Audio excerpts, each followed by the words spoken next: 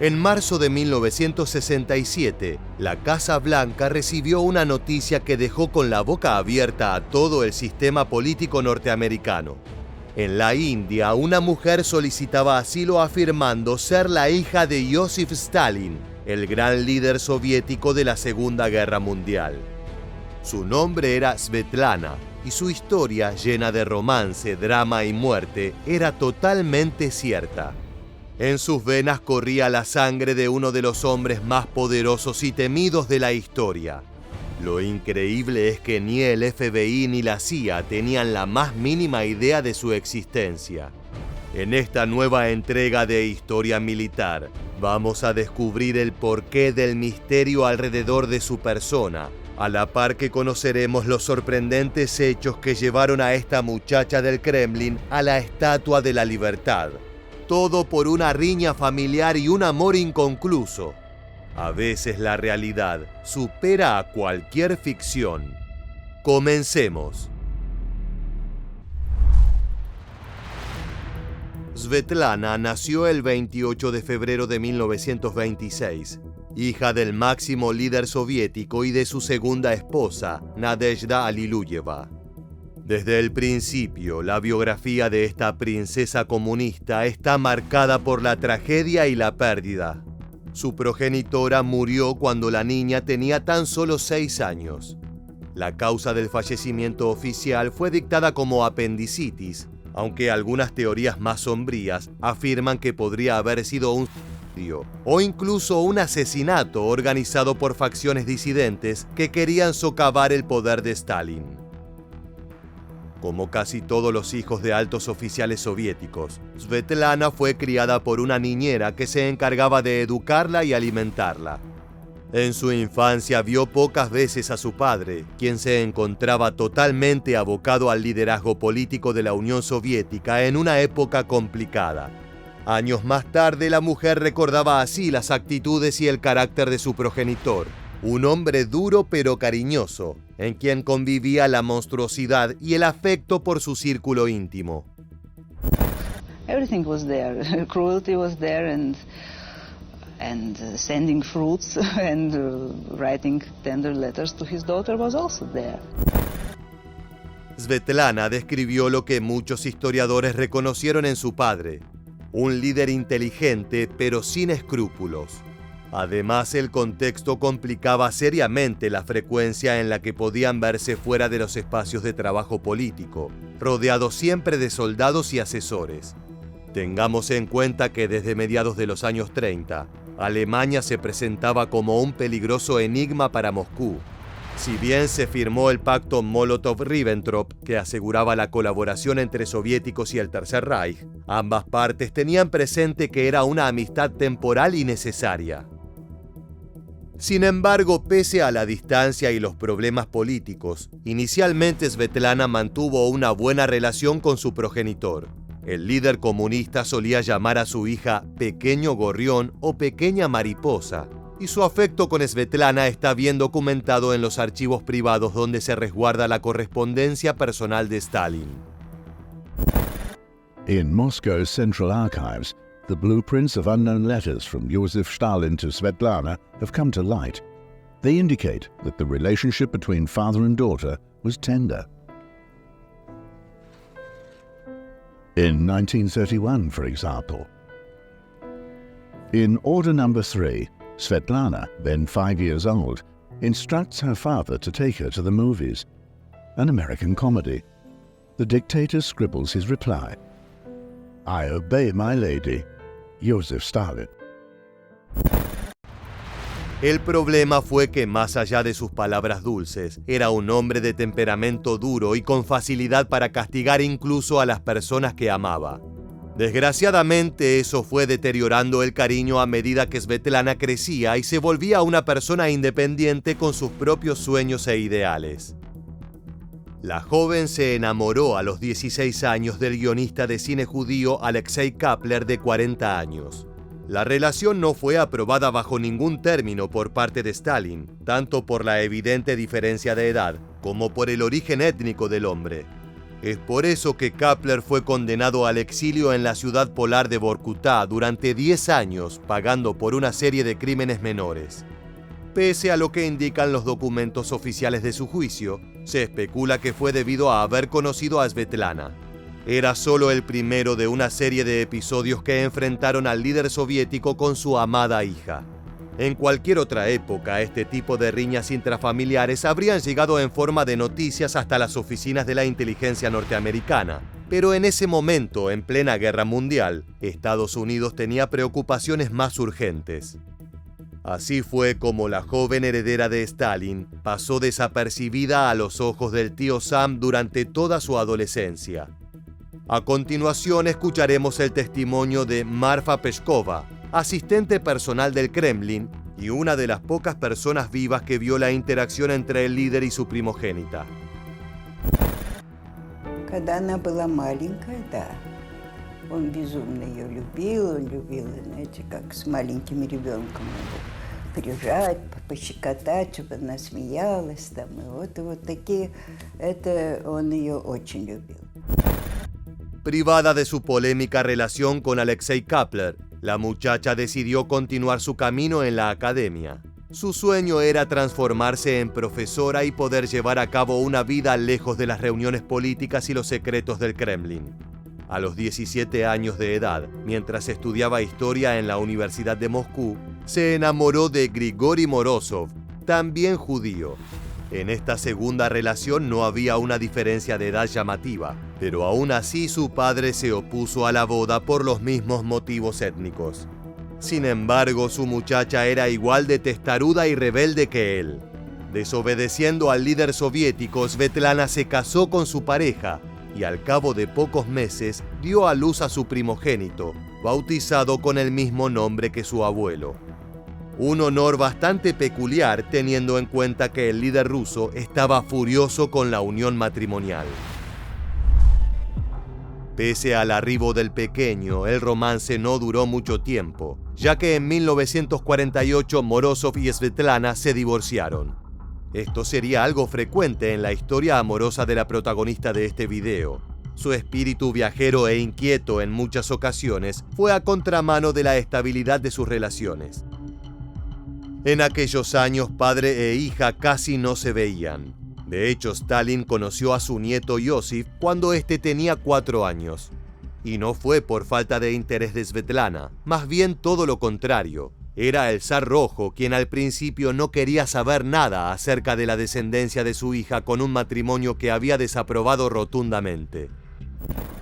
Она вот приехала с первым своим, которого она тоже назвала Иосифом, своим первым сыном, он даже не вышел, не захотел посмотреть на своего внука. Ну как может она любить, так сказать, такого отца? Como verás, las idas y vueltas fueron una constante en la dinámica familiar entre la joven y el líder socialista. En 1949, Svetlana decidió casarse por segunda vez luego de varios meses de insistencia del entorno de su padre. Esta vez el afortunado galán fue Yuri Zhdanov, quien adoptó al pequeño Yosif como si fuera su propio retoño. No pasó demasiado tiempo hasta que la reciente pareja diera a luz a una niña bautizada como Yekaterina. Pero a pesar de este vínculo tener la aprobación de Stalin, tampoco duró mucho. En 1950, Svetlana atravesaba su segundo divorcio. Tan solo 3 años después, su padre murió. La princesa comunista pensó que era un momento clave para abandonar toda relación con el histórico jefe de Estado de la Unión Soviética, por lo cual adoptó el apellido de su madre para trabajar como maestra y traductora en Moscú. Para completar este nuevo capítulo en su vida, el 20 de mayo de 1962 fue bautizada en la fe ortodoxa. Si bien parecía que la ausencia de su padre abría las puertas para una existencia más libre, lo cierto es que el aparato político que manejaba a la nación aún sostenía las mismas medidas restrictivas. En 1963, Svetlana se enamoró en Moscú del intelectual comunista indio Brajesh Singh, un hombre de 54 años con hijos adultos y una familia formada. Fue un romance a primera vista para ambos, dando inicio a una relación que se mantuvo en secreto. Luego de 2 años de pasión anónima bajo las narices de la KGB, en 1965 la pareja intentó casarse, pero no se les concedió el permiso debido a que la ley vigente no permitía a los soviéticos casarse con extranjeros. Nuevamente el Estado se interponía entre la hija de Stalin y sus sueños románticos. Singh kämpft sie wirklich sehr. Es hat sich herumgesprochen, die Svetlana will wieder heiraten, aber dazu brauchte sie ja die Erlaubnis, einen Ausländer zu heiraten. Desgraciadamente, esta historia tuvo un final triste, digno de una película melodramática. En 1966, Singh murió repentinamente en un accidente. Destrozada y sumida en una profunda depresión, Svetlana solicitó permiso para viajar a la India a dejar las cenizas del hombre junto a su familia, para luego verterlas en el río Ganges.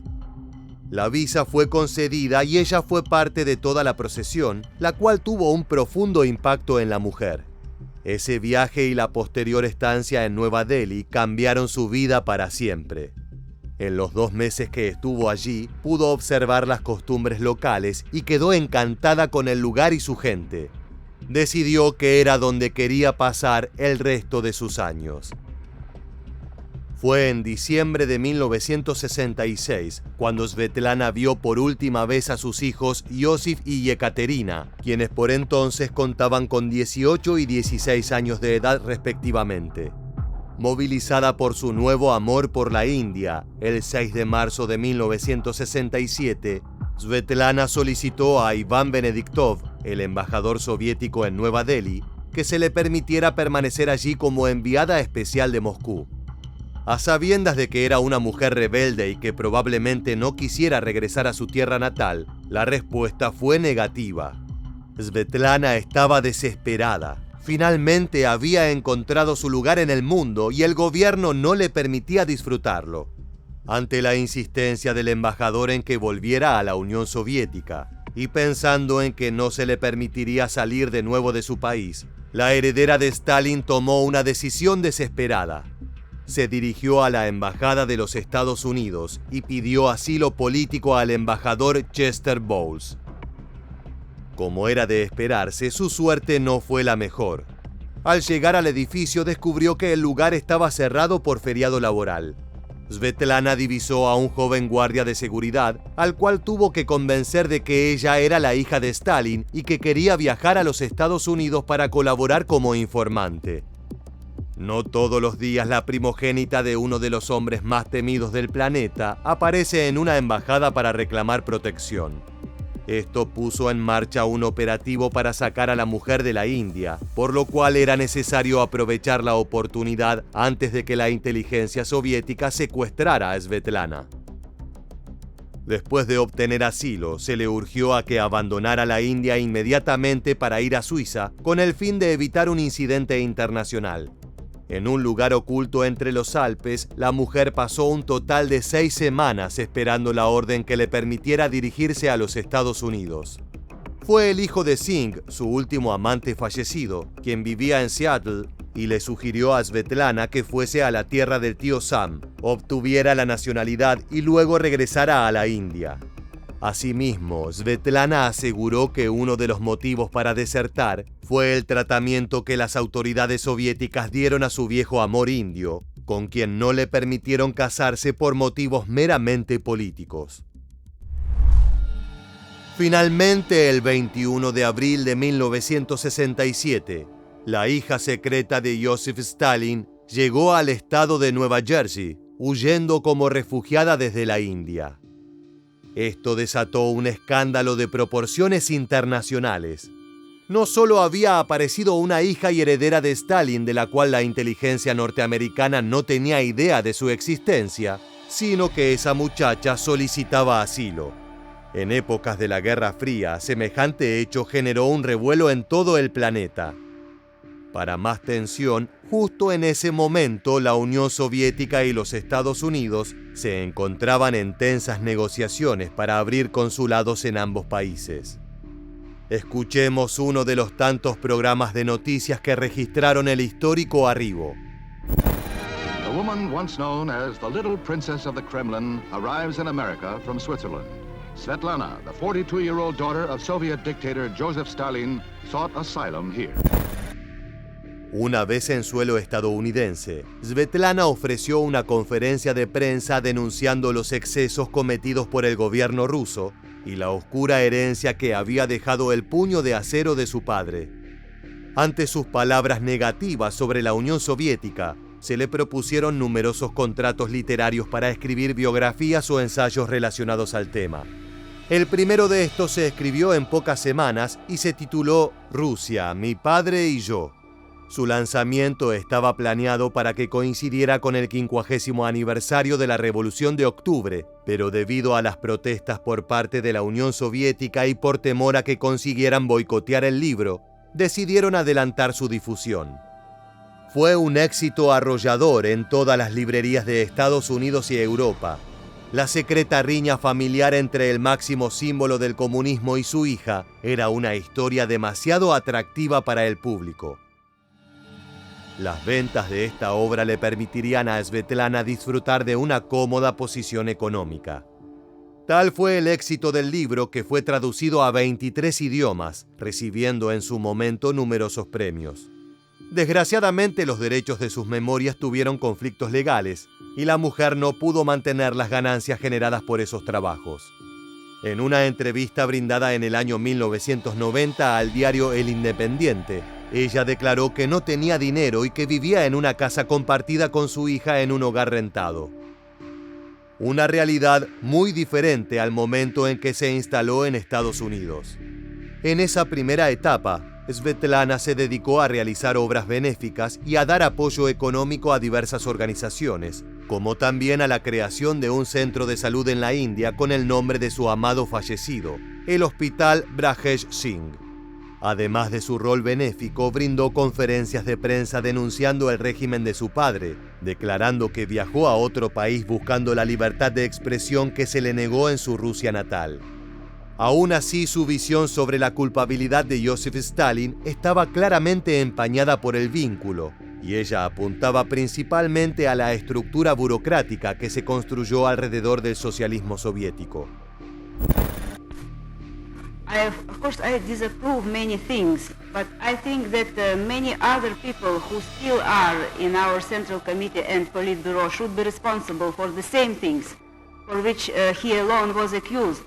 And if I feel somebody responsible for those horrible things, killing people, injustice, I feel that responsible for this was and is the party, the regime and the ideology.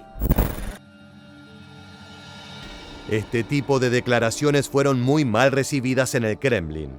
Alexei Kosygin, el entonces presidente del Consejo de Ministros de la Unión Soviética, la describió como una persona enfermiza y moralmente inestable, declarando que solo se podía sentir lástima por aquellos que rechazaban su herencia natal.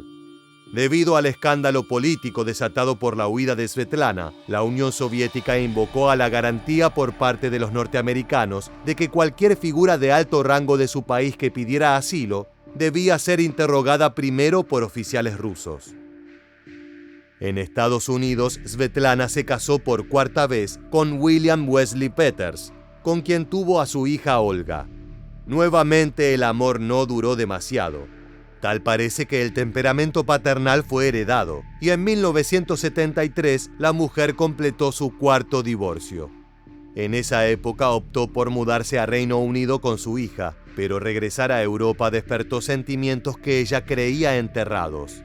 Luego de años de llamadas con la embajada de Moscú, para la cual Svetlana era una traidora y una agente anticomunista, en 1983 por fin le permitieron regresar a su tierra natal para reencontrarse con sus primeros dos hijos, a quienes no veía desde hacía 20 años. Si bien en varias entrevistas ella declaró que deseaba haber huido a un país políticamente neutral como Suiza, con el tiempo se retractó, afirmando que era muy feliz en la tierra del tío Sam. Estoy contenta aquí. A donde sea que vaya, acá, en Suiza, en la India o donde sea, siempre seré una prisionera política de mi apellido. Svetlana tenía un espíritu libre, preso de su propia herencia paterna. I am dreaming about the time when two great countries, Russia and the United States, could become really friendly and people could have free contacts and travel here and there. Svetlana murió el 22 de noviembre de 2011 en el condado de Richland, Wisconsin, a los 85 años de edad, víctima de un cáncer de colon. Desgraciadamente partió sin cumplir su sueño de ver un mundo unido, lo cual aún sigue sin concretarse. Su muerte fue anunciada públicamente el 28 de noviembre de 2011.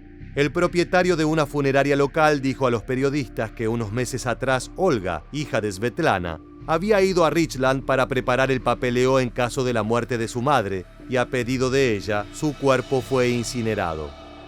Según la escritora checa Monika Zgustová, Svetlana pasó a ser estrictamente vigilada por la KGB a ser espiada por la CIA, así como a estar constantemente acosada por la prensa.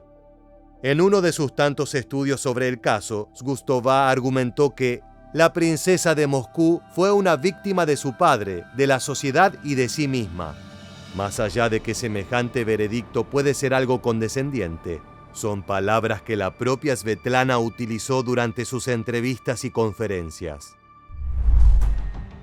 Las opiniones de expertos y las biografías no autorizadas suelen dar perspectivas muy disímiles respecto a la naturaleza de la relación entre la joven y su padre. Si bien es evidente que no estaban de acuerdo en muchas cosas, también lo es que ella jamás habló de Joseph Stalin en los términos que a Estados Unidos le hubiera gustado a fines propagandísticos. El suyo no fue un odio descarnado, ni tampoco una distancia provocada por ideales políticos. Más bien fue una pelea paternal motivada por situaciones personales, las cuales cobran una dimensión gigantesca cuando una de las partes es la cabeza de la segunda potencia más grande del planeta. Aún así resulta curioso que durante años Svetlana haya pasado desapercibida para el aparato de inteligencia norteamericano y que finalmente haya pasado más de la mitad de su vida en la tierra del tío Sam. De esta manera llegamos al final de este video cargado de misterio y polémicas históricas entre padre e hija. Como dicen, ocurre incluso en las mejores familias. Si te interesa descubrir más de este tipo de casos, te invitamos a suscribirte y activar las notificaciones del canal para estar al tanto de cada una de nuestras novedades. Sin más, nos despedimos hasta la próxima entrega de Historia Militar. Gracias por acompañarnos.